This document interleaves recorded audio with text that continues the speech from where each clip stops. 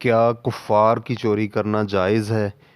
الحمدللہ والصلاة والسلام علی رسول اللہ۔ سوال کیا گیا ہے، کیا کفار کے ملک میں بسنے والے مسلمان کے لیے کفار کا مال چرانا حرام ہے؟ حقیقتاً وہ شخص جس کے متعلق میں بات کر رہا ہوں وہ شدید قسم کی بھوک سے دوچار نہیں، اور اسی طرح چوری کردہ اشیاء کی اسے ضرورت بھی نہیں ہے۔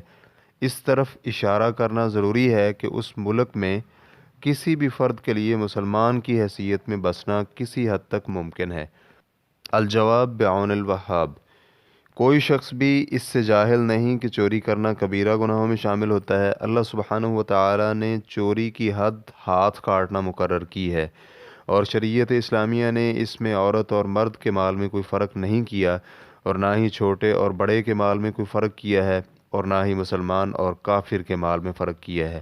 شریعت اسلامیہ نے اس سے صرف حربی کافر کے اموال کو مستثنیٰ کیا ہے، یعنی جو کافر مسلمانوں کے خلاف جنگ کرے اس کے مال میں اور مسلمان کے مال میں فرق ہے۔ مسلمان کو چاہیے کہ وہ امانت اور معاہدہ پورا کرنے اور اخلاق حسنہ میں ایک مثال قائم کرے۔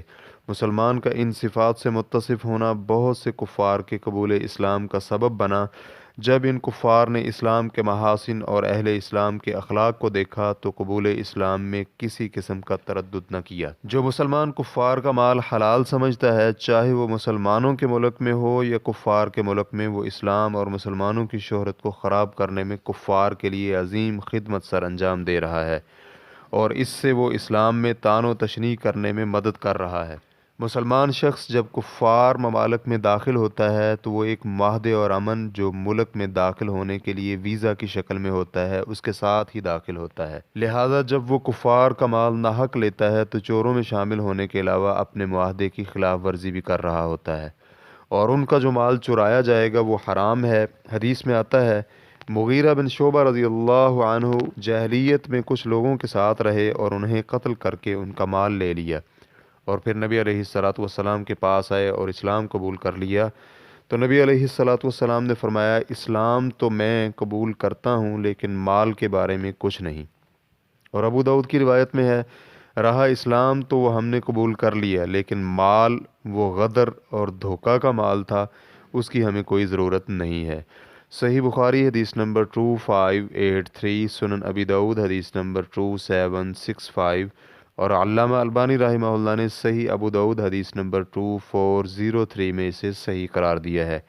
حافظ ابن حجر رحمہ اللہ کہتے ہیں، اور رہا مال تو میں اس سے کچھ نہیں، یعنی میں اسے کچھ نہیں کہتا کیونکہ وہ دھوکہ سے حاصل کیا گیا ہے۔ اس حدیث سے یہ نکلتا ہے کہ امن کی حالت میں دھوکہ دہی کے ساتھ کفار سے مال لینا حلال نہیں ہے، کیونکہ ساتھی ایک دوسرے کے ساتھ امانت پر ساتھی بنتے ہیں، اور امانت اس کے مالک کے سپرد کی جاتی ہے، چاہے وہ مسلمان ہو یا کافر۔